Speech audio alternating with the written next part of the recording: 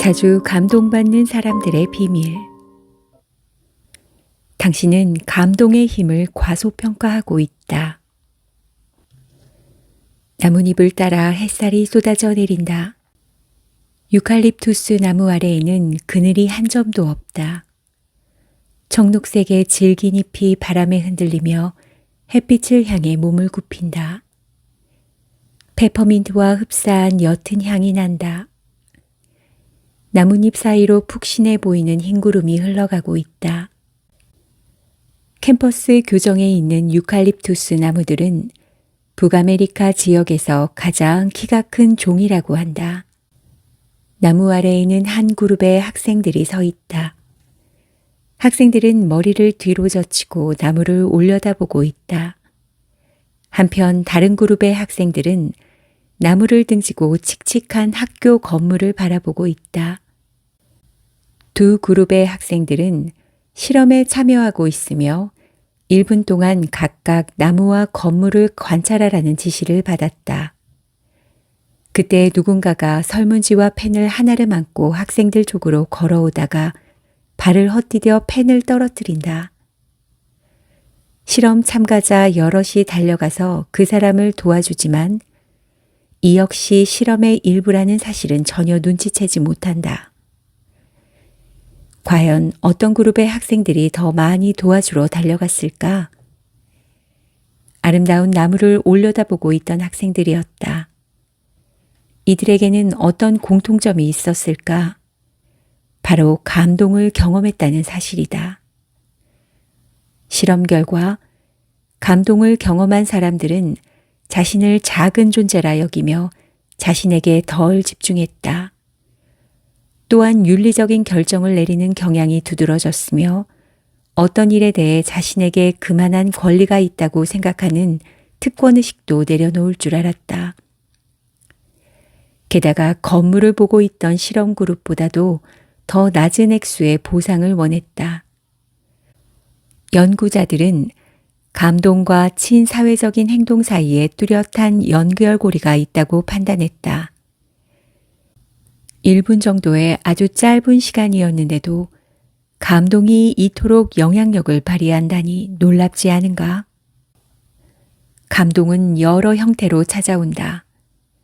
석양을 보면서 숨을 삼킬 때, 쌀쌀한 겨울날 웅장한 산꼭대기를 볼 때, 엄청나게 높이 뛰어오르거나 아주 빨리 달리는 사람, 혹은 무거운 물건을 번쩍 들어올리는 사람을 보고 놀랄 때, 달라이 라마의 따뜻한 마음에 영감을 받을 때, 자신의 기분을 한껏 끌어올려주는 좋아하는 음악을 들을 때, 축구 경기장이나 콘서트장에서 다른 사람과 하나가 되었을 때도 찾아온다.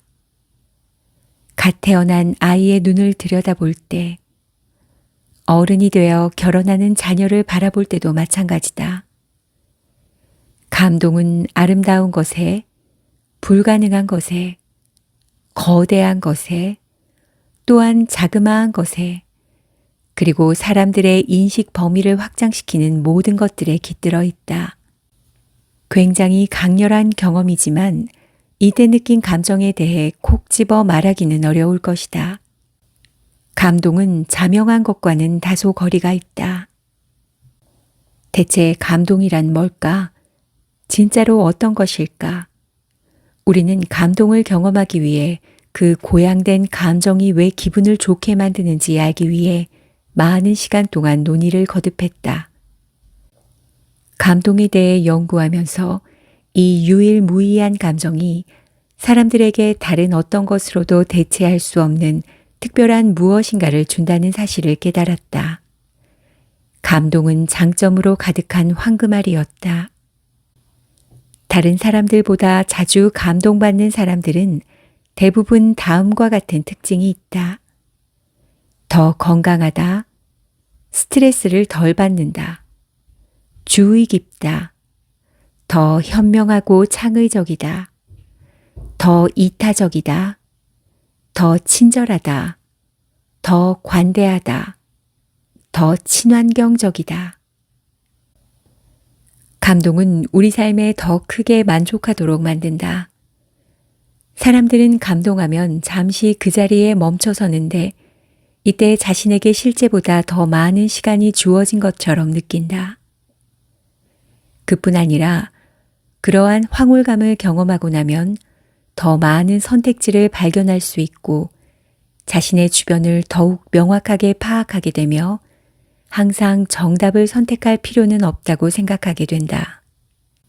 그리고 여러 연구에서 이러한 경험이 신체의 염증을 줄여준다는 사실도 입증했다. 감동의 효과, 정말 놀랍지 않은가? 감동은 단순히 노을을 바라보며 넋놓고 있는 게 아니다. 치유, 공감, 유의미함, 소속감으로 나아가는 것이다. 인생에서 한번 있을까 말까한 경험을 통해서만 감동을 느낄 수 있는 게 아니다. 일상 속에서도 충분히 감동할 수 있다. 우리는 의미 있는 것을 추구한다. 그러면서 동시에 잠시 멈춰 숨 돌릴 틈을 그리워한다. 이제 우리 삶 속에 감동을 위한 큰 자리를 마련해 줄 때가 왔다. 틀에 박힌 일상 속에 활력을 불어넣을 때가 온 것이다. 더 많이 감동받고 그 결과 더 건강하고 긍정적으로 세상을 바라보며 살아가야 한다. 감동의 가장 좋은 점은 오로지 자신만을 위한 호사라는 것이다. 애쓰지 않아도 되고 대가를 지불하지 않아도 된다. 잠시 휴식을 취하면서 기분이 고양되는 경험을 하면 된다.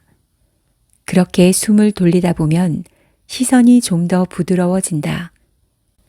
심박수가 내려가고 호흡이 차분해지며 스트레스 수치가 떨어진다. 물론 감동이 정신적 스트레스를 해결할 유일한 치료제는 아니다.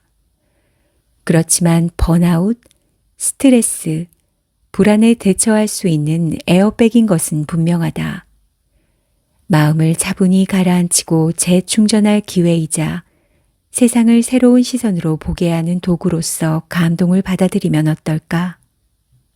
감동을 느끼는 순간만큼은 스트레스가 차단된다고 생각해보자. 큰 수고를 들이지 않고도 마음 챙김으로 얻을 수 있는 이점을 누릴 수 있는 기회이다. 우리가 만난 한 학자는 감동을 자동화된 마음 챙김이라고 했다. 우리도 그 의견에 동의한다. 감동에는 어떤 힘이 있을까? 자주 감동할수록 특별해지는 9가지 능력. 1. 스트레스와 나쁜 생활 습관으로 몸에 염증이 생길 수 있다. 감동의 효과로 염증의 수준을 낮추며 질병과 맞서 싸우는 미주신경을 활성화한다. 2. 코르티솔 수준을 낮추고 도파민 수준을 높인다. 스트레스와 불안이 줄어든다.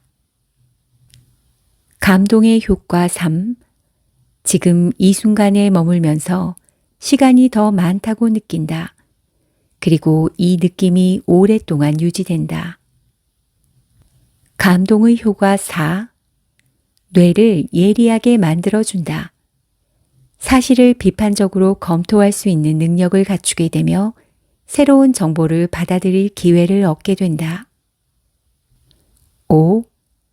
호기심이 왕성해지며 해결책을 모색하려 하고 더 많은 기회와 대안을 발견하게 된다. 6. 정신적인 이완이 가능해진다. 자기 중심적 사고에서 벗어나며 세계를 바라보는 관점도 확장된다. 7.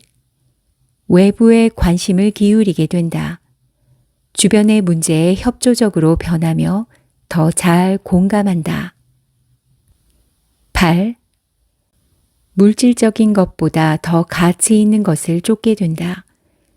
자신의 존재와 이미 가지고 있는 것에 감사한다. 감동의 효과 9. 자신을 자연의 일부라고 느끼며 환경 보호에 책임감을 갖는다. 평범함 속에 숨어 있는 감동. 앞서 말했듯 감동을 느끼기 위해서 반드시 어디론가 떠나야 하는 것은 아니다.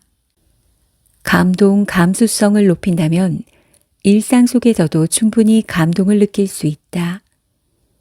매일 보는 대상이더라도 시선에 따라 전혀 새롭게 다가올 수도 있다. 매일 똑같아 보이는 창밖 풍경도 계절의 흐름에 따라 나무에 꽃이 피고 새순이 돋고 단풍이 들었다 낙엽이 진다.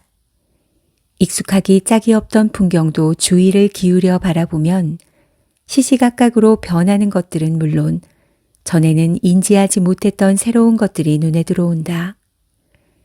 짧은 순간일지라도 주변을 새롭게 인식할 때 느껴지는 감동을 인지해 보자.